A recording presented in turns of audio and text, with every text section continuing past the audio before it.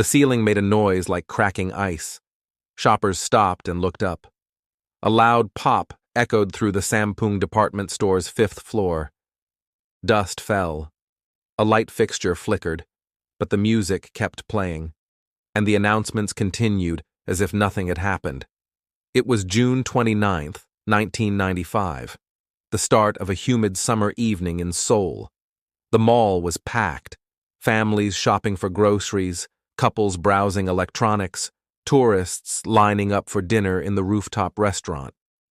No one knew what was coming, except the management. Cracks had been showing for weeks, deep fractures in the support columns, vibrations in the floors. Engineers had begged to evacuate, inspectors had warned of structural failure, but the building's owner refused to close for even a single day. The store was too profitable. The fifth-floor restaurant was his pride, and profit came first. That morning, the cracks had grown wider. Loud bangs had been heard around the food court. Staff were ordered to move merchandise away from certain areas, then told to return when sales began to dip. The air conditioning had been turned off to reduce vibration. Still, customers poured in. At 5:52 p.m., it happened. The fifth floor caved in. The roof dropped onto the restaurant. That floor collapsed into the one below it. Then another. Then another. In less than 20 seconds, the entire south wing of the building pancaked into rubble. Dust billowed out like smoke from an explosion. Shoppers outside ran. Inside, it was already too late. Entire families were buried in place. Employees were crushed beneath registers. Escalators twisted into knots. What had once been 5 floors of glass and marble was now a smoking pile of concrete slabs, each one stacked on top of the next like a closed book. The silence afterward was worse than the noise. Rescue workers arrived quickly. They clawed through debris with bare hands. Cries for help echoed from deep inside the pile. Survivors tapped pipes. Others were trapped in pitch-black air pockets, surrounded by corpses, their limbs pinned beneath rebar. Some were pulled out within hours, others days later.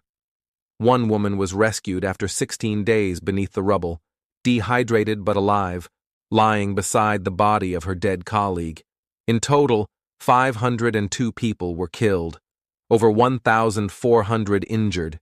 It remains one of the deadliest peacetime building collapses in modern history. The cause wasn't a mystery. From the start, the building had been a disaster waiting to happen. It was originally designed to be an office complex, but the owners illegally converted it into a department store during construction, removing support columns to make room for escalators, adding a 5th floor that wasn't in the original plans, and installing heavy air conditioning units directly above weakened slabs. When the engineers pushed back, they were fired. The 5th floor restaurant was especially dangerous. It was built using clay tiles and hot grills, adding weight and heat the structure was never designed to handle. Cracks appeared within a year of opening, but every time someone raised concerns, they were ignored or silenced. The warning signs were everywhere. By the day of the collapse, the structure had already failed. The owner knew. Executives knew. 1 hour before the building fell, senior staff left quietly, without alerting customers or employees. They didn't evacuate the building. They saved themselves. The chairman of the company, Lee Jun, was later arrested. He showed no remorse. During trial, it was revealed that he had used bribery to bypass safety codes, ignored engineer reports, and even threatened those who tried to intervene. He was convicted of involuntary manslaughter and sentenced to just 7.5 years. He served less than 5. The disaster shocked the country. It shattered public trust. It exposed corruption between business and government. But it also forced change. South Korea overhauled its safety regulations. Whistleblower protections were strengthened. Building codes became stricter. For many, it was too late.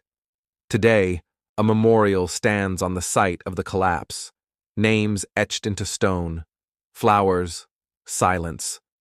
The building is gone, but the weight of what happened there has not lifted. It was a disaster that didn't need to happen, and everyone who mattered knew it.